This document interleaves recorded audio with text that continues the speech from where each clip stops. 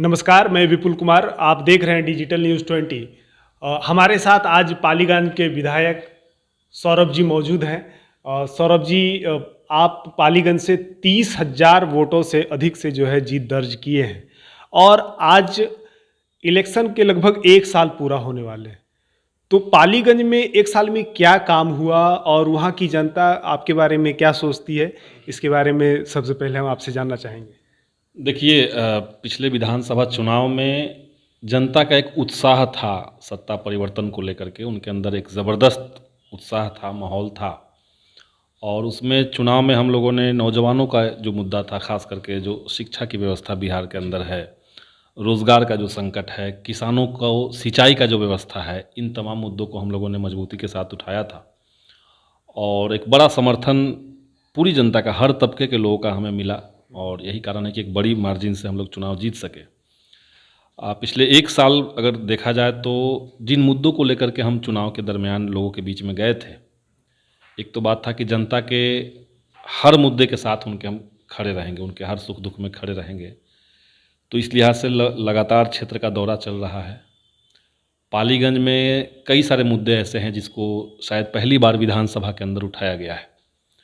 वो चाहे पालीगंज में समदा पुल निर्माण का मांग हो, जिससे कई एक गांव, कई एक पंचायत जुड़ते हैं, 3-4 जिले से जुड़ते हैं लोग। तो वो मुद्दा भी हम लोग विधानसभा में मजबूती के साथ उठाएं, उस पर क्षेत्र में पहलकदमियाँ ली गई और वो सब पाइपलाइन में है। इसके अलावा पालीगंज में जो जाम की समस्या लंबे समय से बनी हुई है, उसको लेकर के भी कई बार अधिकारियों से मिला गया। विधानसभा में उसको रखा गया कि बस स्टैंड का जो जगह है उसको चेंज कीजिए और सड़क के दोनों किनारे जो दुकानदार हैं, जो सब्जी बेचने वाले लोग हैं, इनको मौजूदा जो बस स्टैंड है उसके अंदर शिफ्ट किया जाए। तो ये तमाम चीज़ों पे काम चल रहा है। हम लोगों ने कोविड के दौरान देखिएगा कि पालीगंज में जनता को राहत पहुंचाने के लिए सरकार की तरफ से जो कमियां रह गई, उसमें हम लोग लगातार लोगों की मदद किए। पालीगंज में आइसोलेशन सेंटर बनवाया गया, लड़ झगड़ के बनवाया गया, जबकि सरकार तैयार नहीं थी। वो हुआ और एक बड़े आंदोलन के तहत बिहार में और भी लोगों ने आंदोलन किया। हम लोगों ने सरकार के ऊपर दबाव बनाया कि आप जो बुनियादी ढांचा स्वास्थ्य व्यवस्था की है उसको दुरुस्त कीजिए। और अंततः सरकार को निर्णय लेना पड़ा कि 5 प्राथमिक स्वास्थ्य उपकेंद्र जो हैं उसको दुरुस्त किया जाएगा। तो ये चीज़ें अभी चल रही है। बाकी विधायक निधि का जो पैसा है, सबको पता है कि सरकार ने कोविड के दौरान 3 करोड़ से 2 करोड़ की कटौती कर ली है। जो शेष राशि है, हमने उसमें कई इलाकों में जहाँ पे सदियों से कोई नाली का निर्माण नहीं हुआ है, गलियाँ नहीं बनी हुई है, हमने कुछ का अनुशंसा किया है। और चुनाव में जो हमने कहा था कि पालीगंज में हमारा एक मकसद होगा कि पढ़ाई लिखाई की संस्कृति को डेवलप करना, युवाओं के भीतर एक मतलब उत्साह रहे, एक उनके अंदर प्रोत्साहन दिया जाए उनको कि आप पढ़ाई लिखाई को बढ़ाइए।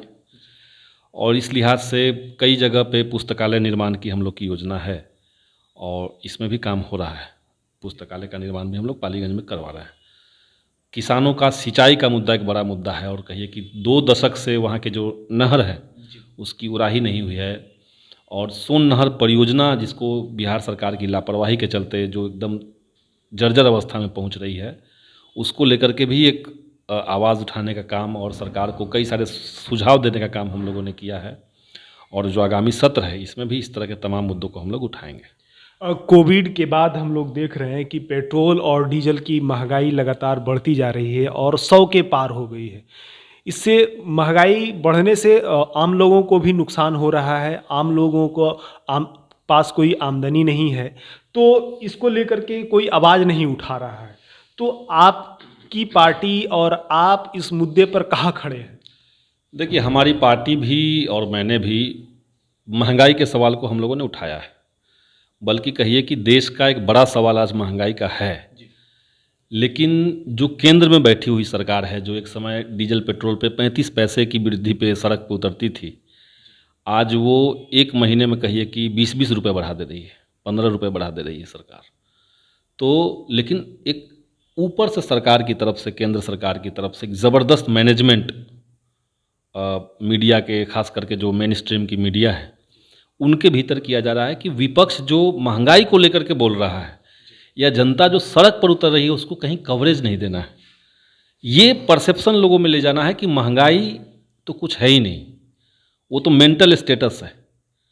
जनता को एक राष्ट्रवादी सरकार मिली हुई है तो महंगी भी चलेगी, ये जो सेंस बनाया जा रहा है, जिसको लगातार सोशल मीडिया में जो बीजेपी का आईटी सेल है वो लोग नीचे तक सर्कुलेट करवा रहे हैं, तो एक परसेप्शन ये है। लेकिन सच्चाई यही है कि महंगाई एक बड़ा सवाल है, अपोजिशन उस पर मुखर है, और ज़्यादा मुखर हो सकता है, होना चाहिए, हम तो ये कह रहे हैं।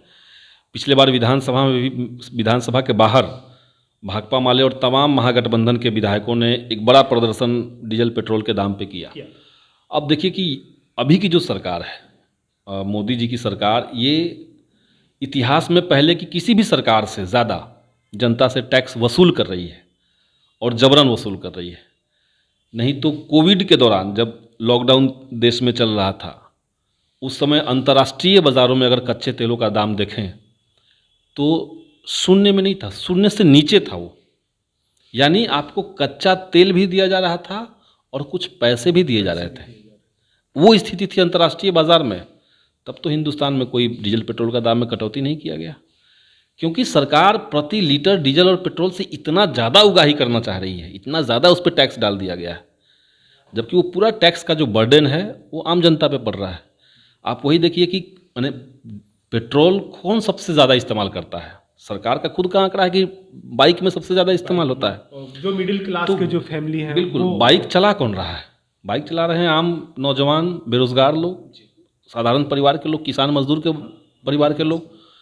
तो डीजल पेट्रोल पे टैक्स ज़्यादा होगा, लेकिन हवाई जहाज़ जिस ईंधन से चल रहा है उस पर सरकार, बिहार सरकार जीरो टैक्स ले रही है, कोई टैक्स उस पर नहीं है। उस पर कौन तबका चलता है? उसमें जाहिर सी बात है कि थोड़ा सा अपर कास्ट चल रहा है, अपर क्लास चल रहा है, उसमें थोड़ा पैसे वाले लोग चल रहे हैं। तो सरकार की प्राथमिकता में आम जनता नहीं है, ये सच बात है। और समहाउ मीडिया को मैनेज करके समहाउ एक दूसरे तरह का जो संकट है नहीं, उस तरह का संकट डेवलप करके असल मुद्दों से डाइवर्ट कर दिया गया, और उसके लिए फेक न्यूज़ का भरमार चल ही रहा है देश के अंदर। एक सवाल और है कि आप, सरकार आती है और सरकार जाती है, लेकिन कुछ विभाग ऐसे हैं सरकार के अंदर जिससे सबसे अधिक मार जो है आम लोगों को पड़ता है, आम लोगों पर पड़ता है। चाहे वो ज़मीन से संबंधित कोई मामला हो, अगर वो सरकारी दफ्तर में जाते हैं, या फिर और भी अन्य मामले जो कि सरकार के अंदर है, उसमें भ्रष्टाचारी रुकने का नाम नहीं ले रहा है। तो इसके विषय में आपकी क्या राय होगी? देखिए, कोई भी सिस्टम है, हम नहीं मान रहे हैं कि सरकारें आएंगी, सरकारें जाएंगी, लेकिन एक सिस्टम कंटिन्यू रह जाएगा, ऐसा नहीं है। सरकार की जो पॉलिसी होगी, सरकार की नज़र में आम जनता का जितना इज्जत होगा वही पर्कुलेट करता है नीचे संस्थानों में, विभागों में, और विभाग आम जनता से उसी तरीके से पेश आएगा। अगर मौजूदा सरकार आम जनता की परवाह नहीं कर रही है तो थाना को पता है कि सरकार कुछ नहीं करेगा। थाना में अगर कोई गरीब इंसान जाएगा, कोई जिसके ऊपर जो अत्याचार सहा है, जो पीड़ित परिवार है, वो जाएगा तो थानादार उसको गाली गलौज करेगा। ये आमदनी की घटनाएं हैं। तो सरकार की मंशा दिखती है ब्लॉक में, थाना में, अनुमंडल में, जिलाधिकारी के कार्यालय में, और ये सब चीज़ें लिंक्ड हैं। हम जानते हैं कि चुनाव के दौरान बड़े पैमाने पर तहसीली होती है। जो सीओ या जो बीडीओ साल भर, 5 साल तक आम जनता से दाखिल खारिज के नाम पे, कोई एक योजना देने के नाम पे पैसा ले रहा है, 5 साल बाद सरकार उनसे पैसा ले रही है, ये भी खबर है। पटना से और दिल्ली से लोग जा रहे हैं और तमाम ब्लॉक में तहसीली हो रहा है। तो इसको प्रोत्साहन कौन दे रहा है? सिस्टम दे रहा है प्रोत्साहन।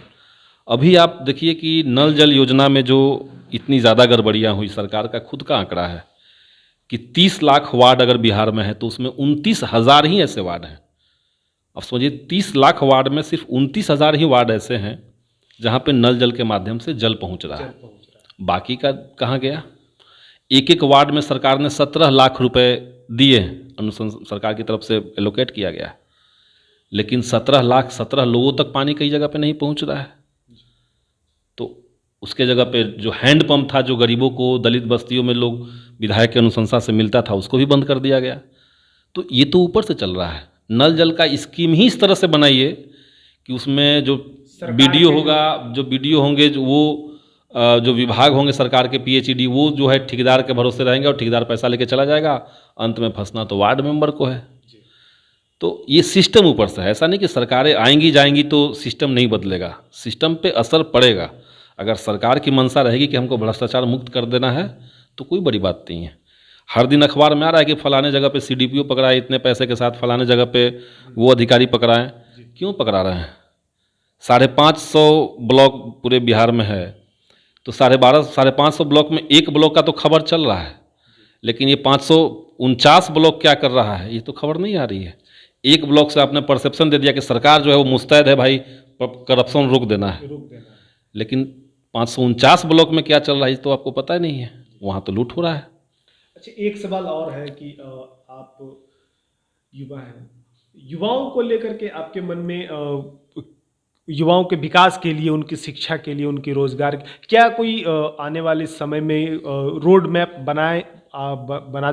बनाए हैं या फिर इसको लेकर के कुछ काम कर रहे हैं आप? देखिए, रोड मैप तो बना रहे हैं हम लोग, और उसमें जाहिर सी बात है कि बिहार में खास करके शिक्षा की अगर बात कीजिए, रोजगार तो एक तात्कालिक सवाल हमारा है, लेकिन शिक्षा व्यवस्था जो बिहार के अंदर आज है ये दोहरे मार्ग को झेल रही है। एक तो केंद्र में ऐसी सरकार बैठ गई है जिसका एक बड़ा मकसद ही है कि शिक्षा को डिस्ट्रॉय कर देना है। मोदी सरकार ने शिक्षा को दुश्मन की तरह ट्रीट किया है, जब से सत्ता में आई है तब से वो दुश्मन की तरह शिक्षा को ट्रीट किया है, और जो शैक्षणिक संस्थान है उसको युद्ध स्थल की तरह ट्रीट किया गया है, वहाँ युद्ध चलेगा। तमाम सारे यूनिवर्सिटीज़ में आप देख लीजिए, सिर्फ केंद्रीय विश्वविद्यालय की बात हम नहीं कर रहे हैं, जो स्टेट यूनिवर्सिटी है वहाँ पे नियुक्ति में माने वहाँ का जो नियुक्ति होगा, वहाँ का जो नियंत्रण होगा और वहाँ का जो पाठ्यक्रम होगा, तीनों लेवल पे कंट्रोल कौन करेगा, यहाँ पे भी, वहाँ पे अपॉइंटमेंट किस तरह के होंगे, वहाँ पे भी, वहाँ का कैरिकुलम क्या होगा, पाठ्यक्रम क्या होगा, इन 3 लेवल पे इस तरह के सर्कुलर ऊपर से आ रहा है कि हायर एजुकेशन में आम लोगों की भागीदारी और कम हो जाए। तो ये पॉलिसी ऊपर से चल रही है। दूसरी तरफ बिहार सरकार है जहाँ पे वो मान के बैठ गई कि हमको उच्च शिक्षा बर्बाद ही करना है, नहीं तो कोई कारण नहीं है कि पिछले 20 साल से नीतीश कुमार बिहार में सरकार में है, 20वां साल उनका बना, 20वां टर्म चल रहा है, 20वें साल का। कोई मतलब नहीं था कि आज भी ग्रेजुएशन 5 साल 6 साल में ही होता। इसका कोई तर्क नहीं है कि आप मास्टर्स की डिग्री 3 साल और 4 साल में देंगे। तो आप तो बिहार के लाखों नौजवानों का फ्यूचर ऐसे ही खराब कर रहे हैं। अधिकांश कॉलेज में कोई एक मामला इधर हाल का है कि अभी जो मगध विश्वविद्यालय के जो कुलपति हैं उनके घर जो है निगरानी विभाग का छापा पड़ा था, और ये मामला गरमाया हुआ है। यूनिवर्सिटी के छात्र भी इस मामले को लेकर के रोज आंदोलन कर रहे हैं। तो इस संबंध में जो है आपकी पार्टी या आप भी पहले छात्र संगठन में रहे हैं, तो ये इनका क्या दृष्टिकोण है? देखिए, मगध विश्वविद्यालय का जो वाइस चांसलर का मामला सामने आया है, उस तरह के वाइस चांसलर, उससे ज़्यादा करप्ट वाइस चांसलर के एग्जाम्पल बिहार में भरे हुए। ललित नारायण मिथिला यूनिवर्सिटी, एक बार 2 बार नहीं, जब हम छात्र जीवन में थे तो हम लोगों ने राज्यपाल को भी कहा, राज्यपाल को भी चिट्ठियां दी गई और हमने कहा कि इस तरह का करप्शन वहाँ चल रहा है। अभी फिर से उसका करप्शन का मामला आया है, लेकिन उनको अवार्ड भी दिया गया है। जांच चल रही है लेकिन उनको अवार्ड दिया गया है। चांसलर पुरस्कार अभी कल ही शायद वितरण हुआ है। तो असल में नियुक्तियां जो हो रही है, क्योंकि भाजपा सरकार ने देश भर में राज्यपाल पहले अपने लगा दिए हैं, और स्टेट यूनिवर्सिटी के वाइस चांसलर की नियुक्ति में राज्यपाल की अहम भूमिका होती है। अब नियुक्तियां जो हो रही है उसमें कोई क्राइटेरिया नहीं बचा हुआ है, जो ट्रेडिशनल क्राइटेरिया था, जो राइटअप बना हुआ था, जो नियम कानून पहले से तय थे। अब वो कोई क्राइटेरिया नहीं, अब एकमात्र क्राइटेरिया है कि आपको आरएसएस की विचारधारा और आरएसएस के संगठन के प्रति वफादार होना पड़ेगा। अदरवाइज आपका एक्सपीरियंस जीरो हो, आपका नॉलेज जीरो हो, आपने अपना पीएचडी का थीसिस चोरी करके लिखा हो, इसके बावजूद आप रह सकते हैं। देश का सबसे बेस्ट क्वालिटी का, जिसको यूनिवर्सिटी कहते हैं, फंड मतलब पब्लिक यूनिवर्सिटी, जेएनयू में वाइस चांसलर ऐसा ही आदमी बैठा हुआ है जिसको पेमेंट इस बात का मिल रहा है कि उसको यूनिवर्सिटी को कैसे बंद करवाना है। वो ट्विटर पे कैंपेन चलाता है कि जेएनयू को शट डाउन कीजिए, वो खुद वाइस चांसलर है, उसका पेमेंट उठा रहा है। तो और 5 साल उसका खत्म हो गया, लेकिन तब भी उसको कंटिन्यू किए हुए हैं। क्यों? एक मैसेज देना है कि विश्वविद्यालयों के अंदर शैक्षणिक संस्थानों के अंदर सरकार का पिट्ठू व्यक्ति ही डिसीजन मेकिंग बॉडी में होगा और सारा नीचे का डेमोक्रेटिक जो संस्थान है उसको, विश्वविद्यालय को चलाने के लिए जो एकेडमिक काउंसिल होते हैं, जो सीनेट की बैठकें होती हैं, सबको हाईजैक कर लो। तो ये दोहरा मार का संकट बिहार झेल रहा है। ऊपर से सरकार का हमला, केंद्र सरकार का, और नीचे से नीतीश कुमार का कहिए कि लापरवाही, अनसुना करना, चीज़ों को अनदेखी कर देना। और इसी के चलते बिहार में इस तरह के वाइस चांसलर की खबरें आ रही हैं। पूसा, समस्तीपुर में पूसा कृषि विश्वविद्यालय है, माने उसमें अगर जांच बैठ जाए तो आप समझिए कि अरबों रुपए का करप्शन उसमें चलता है। तो आप चाहते हैं कि इस विधानसभा सत्र में जो इस तरह के जो मामले हैं शिक्षा को लेकर के, क्योंकि ये उच्च शिक्षा के अंतर्गत आता है, तो आप इस मुद्दे को विधानसभा इसके शीतकालीन सत्र में उठाएंगे? देखिए, शीतकालीन सत्र में तो उठाने की कोशिश कई सारे मामले हम लोग करेंगे, लेकिन शीतकालीन सत्र की सीमा है कि वो 4 दिन का सत्र है। 4 दिन में आपको 25 विभागों में बात रखनी है, 25 विभागों पे बहस होना है। 5 ही बैठक अभी उसमें रखी हुई है, तो 4-5 बैठक है ना, तो पहला दिन तो काउंट होगा नहीं, उसमें तो कुछ नहीं होना है, उसमें तो श्रद्धांजलि होना है। 4 दिन बचा, 4 दिन में 25 विभाग पे बात होनी है, तो क्या हो जाएगा उसमें? पहले जो शीतकालीन सत्र होता था 10 दिन 12 दिन का होता था, 1 सप्ताह का कम से कम करना चाहिए था। लेकिन कोविड के नाम पे जनता के सवालों को अनसुना करने का ये जो तरीका है, ये आज के समय में ये राष्ट्रीय परिघटना हो चुकी है। संसद का भी कार्रवाई को सीमित किया गया है, विधानसभाओं की कार्रवाई को सीमित किया जा रहा है, ताकि सवाल जनता का कम से कम आए। सरकार का, लेकिन हम नहीं मान रहे हैं कि विधानसभा सत्र में उठा देने से बिहार की उच्च शिक्षा व्यवस्था जो है वो दुरुस्त हो जाएगी। वो तो उठते ही रहा है। पिछला जो बजट सत्र था उसमें भी हम लोगों ने उठाया। मामला है कि जब तक सड़क पर नौजवान नहीं उठेंगे और बिहार की राजनीति का मेन स्ट्रीम जो राजनीति है, सिर्फ छात्र आंदोलन की बात मैं नहीं कर रहा हूँ, जब तक मुख्य धारा की जो राजनीतिक पार्टियां बिहार के अंदर हैं, इसको एक पॉलिटिकल सवाल नहीं बनाएंगे। जैसे आप देखिए कि पिछले विधानसभा चुनाव में रोजगार एक पॉलिटिकल सवाल बना, नेता अपोजिशन ने उनको रखा कि भाई हम 10 लाख रोजगार देंगे, तो रोजगार सेंट्रिक एक मुद्दा बन गया। हायर एजुकेशन, कॉलेज और विश्वविद्यालयों की पढ़ाई लिखाई दुरुस्त हो, क्यों 5 साल हो रहा है, ये मुद्दा नहीं बन रहा है। तो जब तक बिहार में मेन स्ट्रीम मुद्दा नहीं बनेगा, मुख्य धारा का सवाल नहीं बनेगा उच्च शिक्षा, तब तक इसमें कोई बड़ा बदलाव नहीं होगा। और वो तब होगा जब मास लेवल पे बड़ी संख्या में नौजवान जो हैं वो सड़क पर उतरेंगे, और उसकी तैयारी हम लोग कर रहे हैं। रोजगार की बात आप अभी किए, तो रोजगार को लेकर के कल एक नीतीश कुमार का बयान आया है, और उसके बाद राजद ने और फिर राजद के साथ साथ तेजस्वी ने खुद ट्वीट किया है कि अगर नीतीश कुमार को रोजगार के बारे में नहीं पता है तो वो नेता प्रतिपक्ष तेजस्वी के पास आकर के क्लास ले सकते हैं। तो इसके बारे में आपकी क्या राय है? क्या इस तरह की बयानबाजी रोजगार को उत्पन्न करेगी या फिर? देखिए, ये तो शर्मनाक बयान है। अगर सरकार कह रही है कि रोजगार कहाँ है बिहार में हमको नहीं पता है, अगर ये सरकार कह रही है तो ये तो इससे मतलब बड़ा मजाक नौजवानों के साथ कुछ नहीं हो सकता है। बिहार के तमाम युवा जानते हैं कि आज 20 तरह की बहाली ऐसी है, 20 से ज़्यादा बहालियाँ इस तरह की होगी, जिसमें बहालियाँ निकल चुकी है, विज्ञप्ति उसका निकल चुका है, उसका इम्तहान हो चुका है, उसका परिणाम आ चुका है, ज्वाइनिंग रुका हुआ है। और जैसे मैं एग्जाम्पल 5-6 एग्जाम्पल तो मैं ऐसे ही दिखा दे रहा हूँ, नीतीश कुमार को हम बता सकते हैं। डॉक्टर के तमाम पद खाली पड़े हुए हैं बिहार में, उसको भरिए। 3 लाख से ज़्यादा शिक्षकों के पद भरे हुए हैं, खाली पड़े हुए हैं, और उसमें 2011 में जिन लोगों ने स्टेट क्वालिफाई किया है उनकी ज्वाइनिंग अभी तक नहीं हुई है।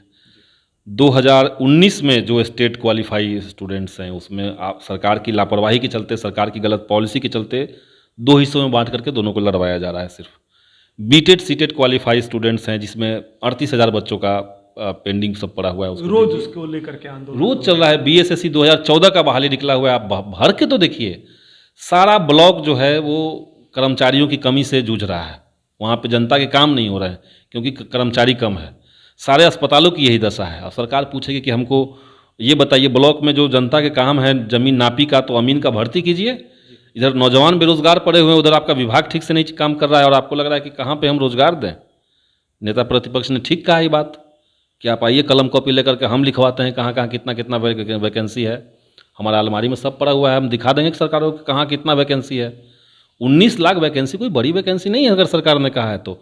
मंशा जो सरकार की है वो 19 लाख रोजगार देने की नहीं है। पिछले सत्र में इन लोगों ने जाहिर किया कि हम लोग 19 लाख लोगों को लोन दे देंगे। लोन की तो बात नहीं हुई थी, बात तो रोजगार की हुई थी। लोन तो कोई नया चीज़ आप दे ही नहीं रहे हैं। लोन तो सालों से, जब सरकार नहीं थी, जब देश आज़ाद भी नहीं हुआ था, तभी तो लोन लोगों को मिल रहा था। कर्ज तो, देनदार तो उस समय भी लोग थे। तो ये कोई नई बात तो नहीं है कि आप लोन दे रहे हैं। लोन नहीं, रोजगार दीजिए युवाओं को। बिहार में कोई कल कारखाना नया लगाने की बात नहीं हो रही सरकारी। सिर्फ अखबारों में खबरें चल रही हैं, सिर्फ बयानबाजियां हो रही हैं, लेकिन ग्राउंड पे एक भी चीज़ एग्जीक्यूट नहीं हो रहा है। अच्छा, आप अपने क्षेत्र में जब काम करने के लिए जाते हैं तो वहाँ पर किन किन समस्याओं का सामना करना पड़ता होगा आपको? देखिए, पालीगंज जो क्षेत्र है वो काफ़ी पिछड़ा इलाका है जी। और इंफ्रास्ट्रक्चर वहाँ की जो है वो काफ़ी दयनीय स्थिति में है। हम लोग जब गए पहली बार पालीगंज में तो कई एक गांव आपको ऐसे मिलेंगे जो मुख्य धारा की मेन रोड जो है उससे कनेक्टेड नहीं है। कई गांव ऐसे मिलेंगे जिसमें कोई भी गली में नाली का निर्माण आज तक नहीं हुआ है, गली का ढलाई नहीं हुआ है। दलितों की जो बस्तियां हैं, खास करके वहाँ पे गरीबी भूखमरी काफ़ी ज़्यादा संख्या में है। इंदिरा आवास की जो योजना सरकार की ऊपर से दिल्ली से जो चल के आती है उसको ब्लॉक स्तर पे आते आते लूट लिया गया है, लोगों तक सही तरीके से पहुंचा नहीं है। कई गरीब ऐसे हैं जिनके पास राशन कार्ड नहीं है। तो इस तरह की समस्याएं तो हम लोग देख रहे हैं। बीच में हमने उसका समाधान निकालने का ये किया था कि भाई हमने शिविर लगाया था ब्लॉक में, दोनों प्रखंडों में शिविर लगाया गया और शिविर में हमने जनता को अनाउंस करके कहा कि आप जिनका जिनका भी राशन कार्ड का या जो भी काम है, पेंशन योजना किसी का फ्लॉप हो गया है, नहीं अभी तक पेंशन मिल रहा है, ये सब लोग आइए और सबका काम होगा। लोग आए, उसमें सबका काम भी हुआ। लेकिन ये समस्याएं शिविर लगाने तक का बात सिर्फ नहीं है। बात है कि जैसे मैं 2 दिन पहले देख रहा था, अरवल जिला में कोई एक थाना है जिसको आदर्श थाना का दर्जा मिला है। उस थाना का रवैया जो है आम जनता के प्रति वो बहुत इम्पोर्टेंट है। एक माने पुलिस को जो ट्रेनिंग के समय जो उनको कहा जाता है कि जो बंगाल में सबसे फेमस है वो आऊँ बोसुन, मतलब आइए और बैठिए। पुलिस अधिकारी को, थाना प्रभारी को, कोई भी व्यक्ति अगर थाना में गया तो उनको पहला शब्द यही बोलना है और कुछ नहीं बोलना है, आइए बैठिए, तब वो आदमी बैठेगा। ये बंगाल में लागू है।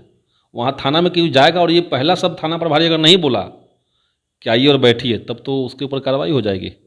ये चीज़ अगर बिहार में हो, इसके विपरीत ही बिहार में है। कहाँ रहे, कहाँ घुस गया रे, भागो यहाँ से, गाली देते हुए। ये रवैया थाने का भी है, ये रवैया ब्लॉक का भी है, ये रवैया अनुमंडल का भी है, हर जगह पे है। तो इस कारण यही है कि सरकार जो है वो आम जनता का रिस्पेक्ट नहीं कर रही, तो सरकार के जो अधिकारी हैं वो कहाँ से रिस्पेक्ट करेंगे जनता का। तो ये समस्याएं इस तरह की आती हैं। कई समस्याओं का हम लोग वहीं पे समाधान निकालते हैं। तुरंत अधिकारियों को फ़ोन लगाया जाता है, उनको डांटा जाता है कि ऐसे क्यों कर रहे हो। और कुछ मामले को हम लोग ऊपर उठाते हैं, कुछ मामले पॉलिसी लेवल की हैं तो उन पे नीतिगत संघर्ष चलता है। जैसे अभी देखिए कि बिजली बिल का बड़ा सवाल है। जो बीपीएल कार्डधारी हैं, जो गरीबी रेखा से नीचे जीवन यापन करने वाले लोग हैं, उनको भी 18,000 16,000 हज़ार रुपये का बिजली बिल दे दिया गया है। उनको लग रहा था कि सरकार उनको मुफ्त में बिजली दे रही है, अभी तक अचानक से उनको बिजली बिल थमा दिया गया। हमने पता लगाया तो सरकार कह रही है कि नहीं, हम तो फ्री में दे ही नहीं रहे हैं किसी को बिजली। तो उनको अपने मैंने कनेक्शन क्यों दिया ज़बरदस्ती। उनका कहना है कि हमसे अगर कहा गया होता कि पैसा लगेगा तो हम लोग कनेक्शन नहीं लेते, लेकिन अब सरकार इस पर सुन नहीं रही है। तो ऐसे कई मामले आते हैं जिसको पॉलिसी लेवल पे हस्तक्षेप करके, पार्टी लेवल पे हस्तक्षेप करके या विधानसभा में इसको रख करके सरकार को झुकाया जा सकता है। तो वो कोशिश चल रही है। सरकार को झुकाने की पूरी कोशिश आप लोगों की है। निश्चित तौर से देखिए, महागठबंधन में भाकपा माले का चरित्र जो है वो ऐसी तरह का है और पूरा महागठबंधन ही इस चीज़ पे यूनाइटेड है।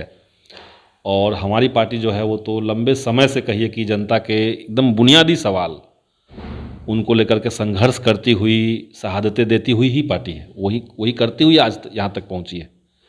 गरीबों का मान सम्मान, उनका अधिकार, सामाजिक बराबरी है ना, शोषण मुक्त समाज कैसे बने, उसके लिए एक अनवरत संघर्ष चलाते रहना। उसके लिए सदन का हम लोग सदन की तरफ हमारा एकमात्र ये नहीं होता है कि वही एक लड़ाई का मोर्चा है, वो एक मोर्चे में से एक है। बाकी सड़कों पर लड़ाई को हम लोगों ने अंजाम दिया है। ऐसे आप सड़कों पर लड़ाई करने के लिए आप प्रसिद्ध हैं। जेएनयू में आप पढ़े और वहाँ से बिहार की राजनीति में किस तरह से आना हुआ? देखिए, जेएनयू में पढ़ते हुए कई बार लोगों को बाहर से एक परसेप्शन बना हुआ है जेएनयू के बारे में कि कैंपस के लोग हैं, कैंपस की बातें होती होंगी और कैंपस कैंपस लोग खेलते होंगे।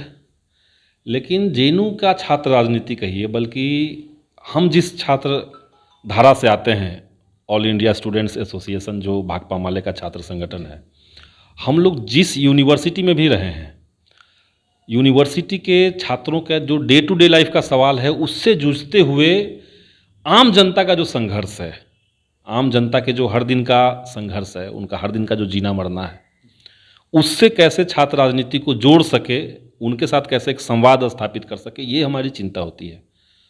और यही प्रैक्टिस जेएनयू में भी रहा। 2007 में मैं जेएनयू में दाखिला लिया था और 7 में समझिए कि दाखिला के साथ ही मैं छात्र राजनीति में सक्रिय हुआ। और उसके बाद हम लोग दिल्ली में खास करके जो मज़दूर इलाके हैं, उन मज़दूर इलाकों में काम करने का हमारा अनुभव काफ़ी है।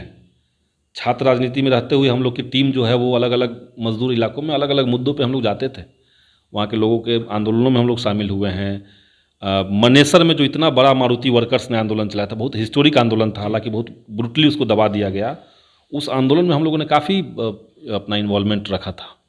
तो छात्र राजनीति करते हुए ही देश के आम जनता के संघर्षों के साथ एक जुड़ाव हम लोग का पहले से था। 2015 में जब मैं ऑल इंडिया स्टूडेंट्स एसोसिएशन का राष्ट्रीय महासचिव बना, तो तब तो मैं बिहार में कई बार आना जाना हुआ, यहाँ बैठ के करना, यहाँ पे आंदोलन करना।